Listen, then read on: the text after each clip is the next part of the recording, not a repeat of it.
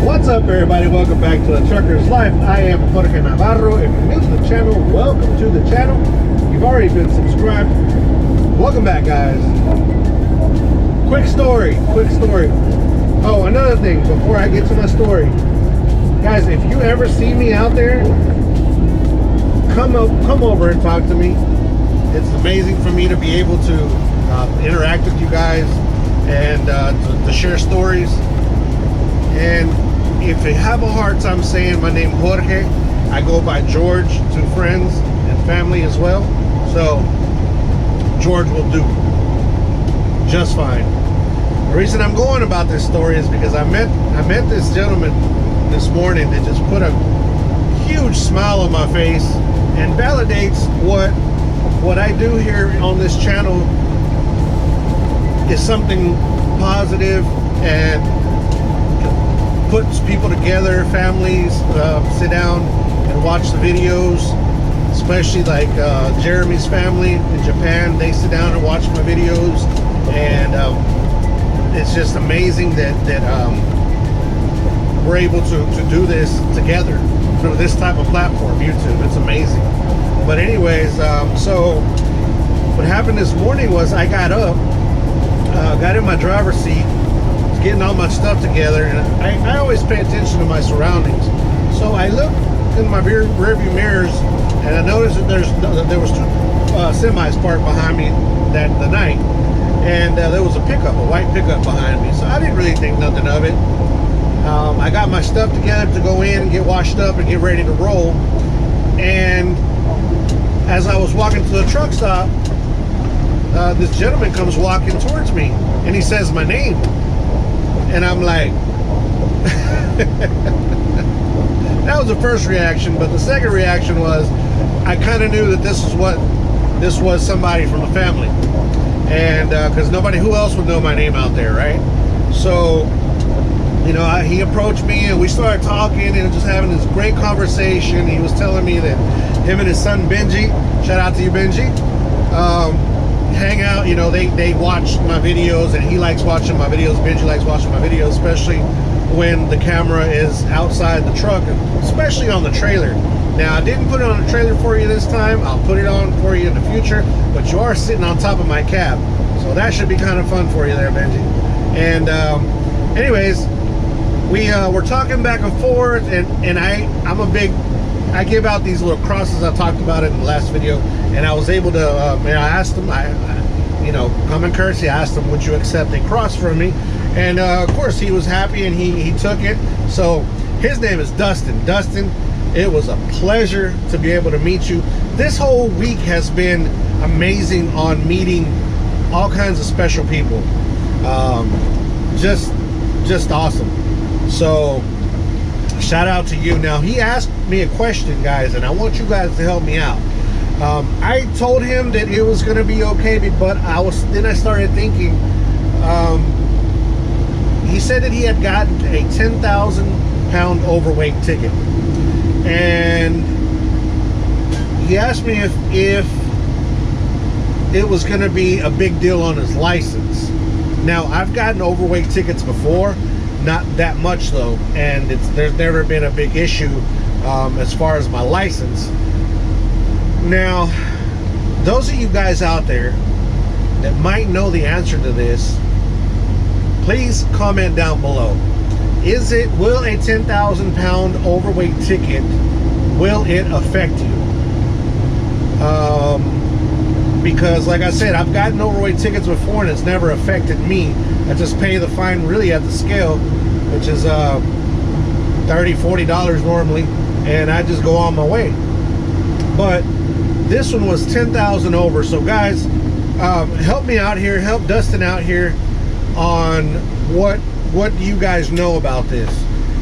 Dustin, of course, don't I'm not a lawyer or anything like that. Don't take it, I'm just telling you my experiences, but get professional help. But if not, I know somebody on here will be able to answer your question. And so yeah, don't go pay it yet. Don't go pay it yet. I hope you haven't paid it already, Dustin. I hope you haven't paid it already. But anyways, guys, that was my morning, and that right there made it's made my whole day just amazing.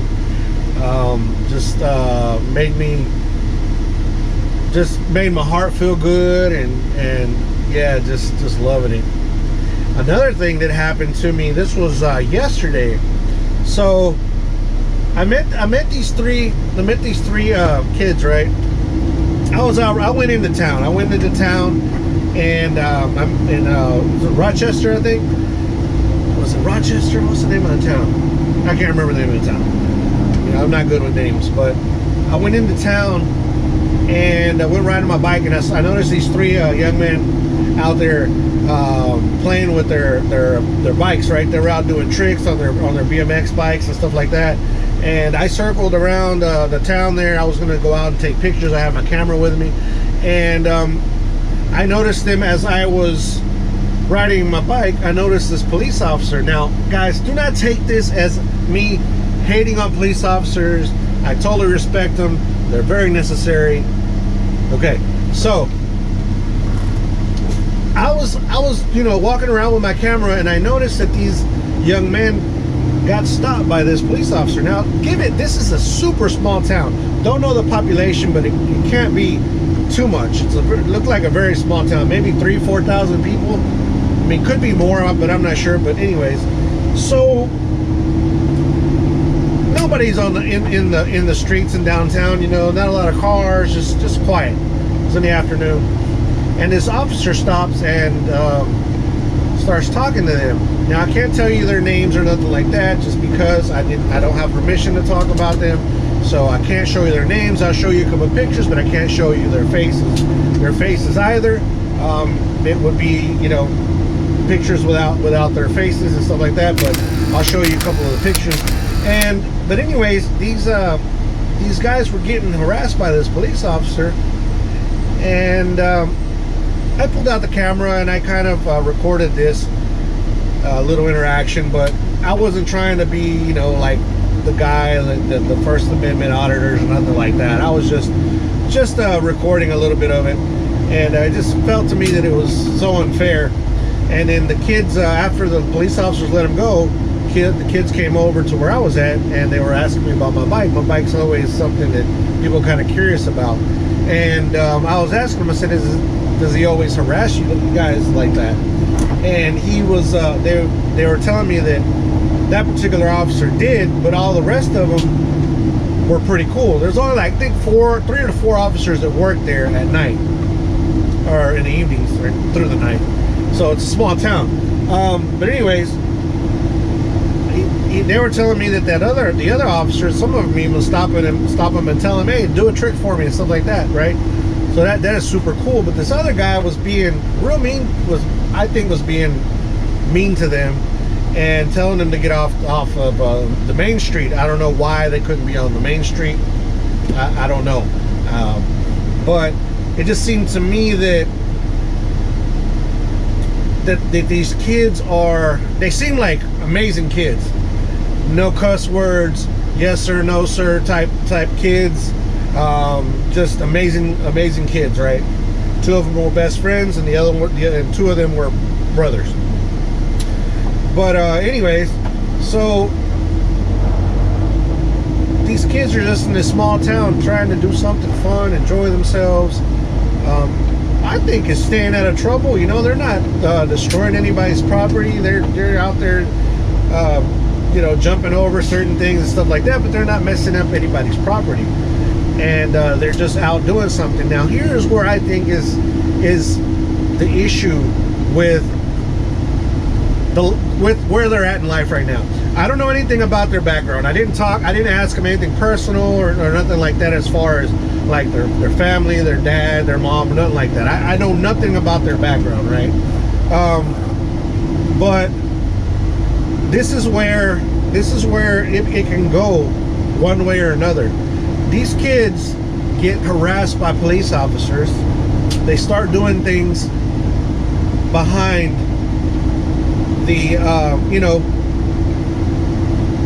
behind their back, you know, start doing things that kind of can get them into trouble more, because they're trying to stay out of the police officer's eyes.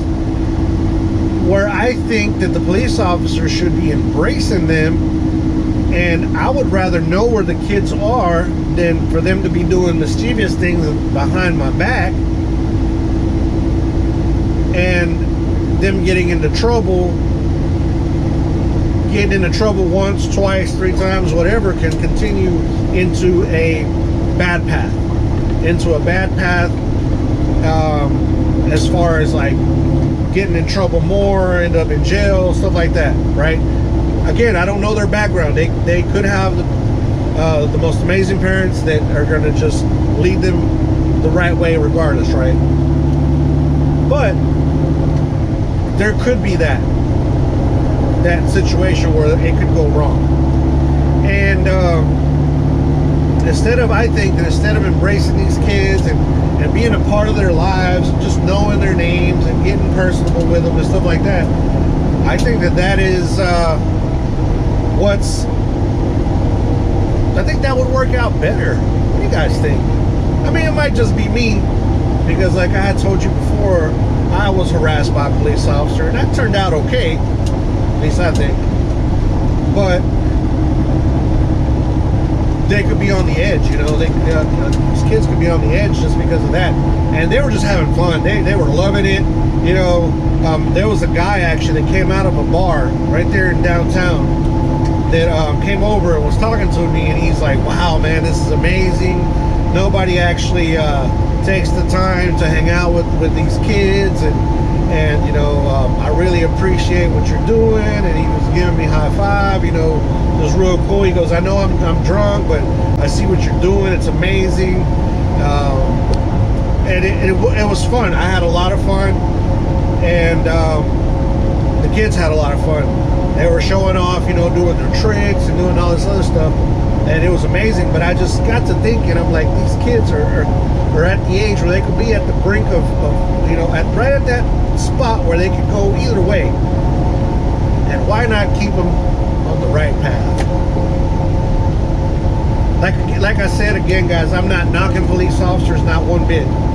I know a bunch of great police officers. I've had the opportunity to interact with a lot of good police officers, and they're out there, definitely out there. But there are those bad apples, and with everything that's going on right now, I don't know, enough about that. But I sat there and talked to them for a little bit, and I told them before I left, I said, "Look, you guys seem like you're good guys, good friends. Don't never stop being good friends. Don't ever stop being good friends. Always be here for each other. Always take care of your little brother. Stay positive. Keep on dreaming. Keep on doing what you want to do." They're out, you know, dreaming about the bike, or maybe even dirt bikes and stuff like that, and something awesome can come out of this if they just stay on the right path.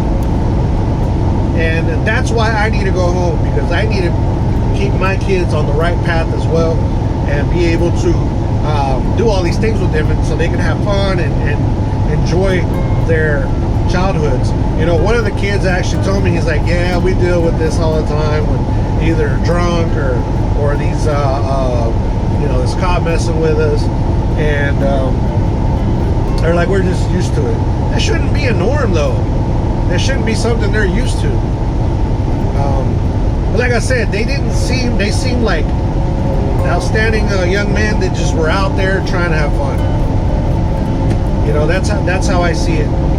And it's just been amazing for me to be able to meet all these extremely awesome people here lately. And it seems like now, towards the end of my over-the-road career, guys, let's get that straight. I'm not going to quit driving trucks right here. But now that I'm here at the end of my truck driving, over-the-road truck driving career, I seem to have been meeting so many more of the kids at Charlotte that were, you know, talking about photography and all this stuff. The father and son that were out riding their scooters. Who else? Well, was it? Oh man, I hate names. I can't remember his name right now, but I'll put a picture of him too. And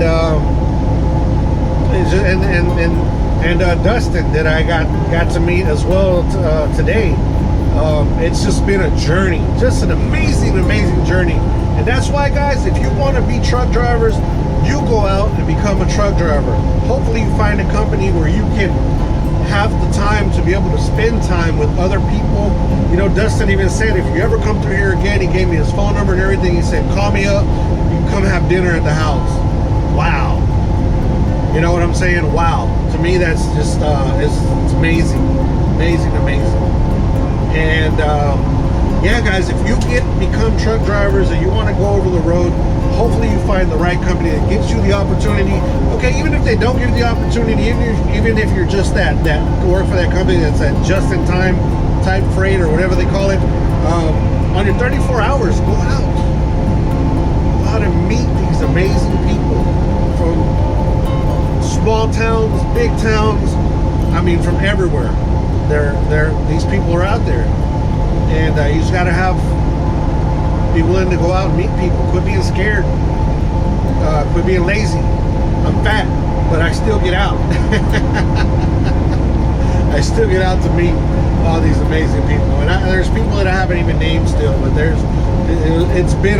it's been an amazing journey. It's not over yet now. It's not over yet. I'm still out here. I might be out here for maybe a week or two longer. I'm not sure, but it's just been an eye-opener for me on how special people, when you get them by themselves and you get the chance to actually sit down and talk to them, how they really are.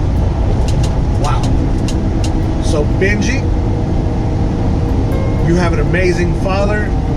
He talked nothing but good things about you, and you have a great role model in front of you, and just keep on doing what you're doing. Be good. Listen to your parents, because they do know what's best for us. I promise you that. And Dustin, it was my pleasure. So with that being said, guys, if I haven't bored you guys too much, see you guys on the next video. Am I forgetting something? I'm forgetting quite a bit of something. Guys, don't forget to be kind to one another. Help anybody needs help. Anybody contemplating suicide, 1-800-273-8255. Military men and women, thank you so much for your service. Now, love you guys. Peace. Out of